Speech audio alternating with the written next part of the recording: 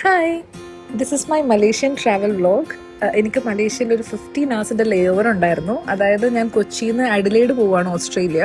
അപ്പോൾ on the way മലേഷ്യയിലാണ് എനിക്ക് ലേ over വന്നേക്കുന്നത്. അത് 15 hours ഉണ്ടായിരുന്നു. സോ ഞാൻ കൊച്ചിയിൽ നിന്ന് ഒരു 12:30ക്കാണ് എൻ്റെ ഫ്ലൈറ്റ്.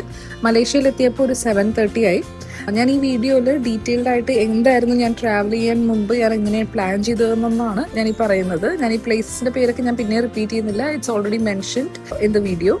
അപ്പോൾ ഞാൻ ഇത് ട്രാവൽ ചെയ്യുന്നതിന് മുമ്പ് തന്നെ ഇവിടെ ഒരു ഏജൻ്റായിട്ട് ഇതിൻ്റെ ഒന്ന് ഡിസ്കസ് ചെയ്തായിരുന്നു, ക്യാബിൻ്റെ കാര്യങ്ങൾ അറേഞ്ച് ചെയ്യാൻ വേണ്ടി. നമുക്ക് ഗ്രാബ് അവിടെ ആപ്ലിക്കേഷൻ ഊബർ പോലെ നമുക്കവിടെ ഗ്രാബ് എന്നുള്ള ആപ്പ് അവിടെ അവൈലബിൾ ആണ്. പിന്നെ അവിടെ എക്സ്പ്രസ് ട്രെയിനൊക്കെ ഉണ്ട്. പക്ഷേ നമുക്ക് ടൈമിൻ്റെ കൺസ്ട്രെയിൻ കൊണ്ട് ഞാനൊരു പ്രീ ബുക്ക് ചെയ്തു ക്യാബ്.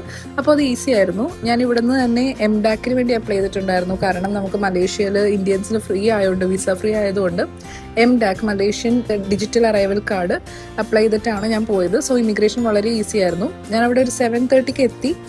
ഒരു 9:30 ഇമിഗ്രേഷൻ ഞാൻ ഫ്രഷ് അപ്പ് എന്നായിട്ട് ക്ലിയർഡ് ഇമിഗ്രേഷൻ. അത് എൻ്റെ ഡ്രൈവറിന് ഒരു 9:30ക്കാണ് മീറ്റ് ചെയ്തത്. വളരെ ഹെൽപ്ഫുൾ ആയിട്ടുള്ള ഡ്രൈവറായിരുന്നു മിസ്റ്റർ ശുഭ ഗണേഷ്.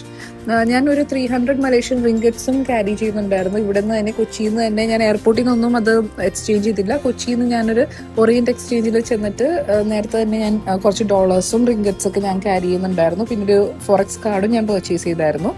അങ്ങനെ പല പ്ലേസസും നമ്മൾ വിസിറ്റ് ചെയ്തു. സോളോ ട്രിപ്പ് ആയിരുന്നു. കാരണം എന്ന് വെച്ചാൽ എൻ്റെ വേറെ കൊളീഗ്സ് വേറെ സിറ്റീസിൽ നിന്നൊക്കെ വരുന്നുണ്ടായിരുന്നു. പക്ഷേ അവർക്ക് അത്ര ലേ ഓവർ ഇല്ലായിരുന്നുകൊണ്ട് ഞാൻ ഇങ്ങനെ പ്ലാൻ ചെയ്തിട്ട് നേരത്തെ തന്നെ ഈ ലേ ഓവറിൻ്റെ കാര്യങ്ങളൊക്കെ കൺഫേം ചെയ്തായിരുന്നു. അതുകൊണ്ട് സോളോ ആയതുകൊണ്ട് തന്നെ നമുക്ക് കുറേ പ്ലേസസ് കവർ ചെയ്യാൻ പറ്റി.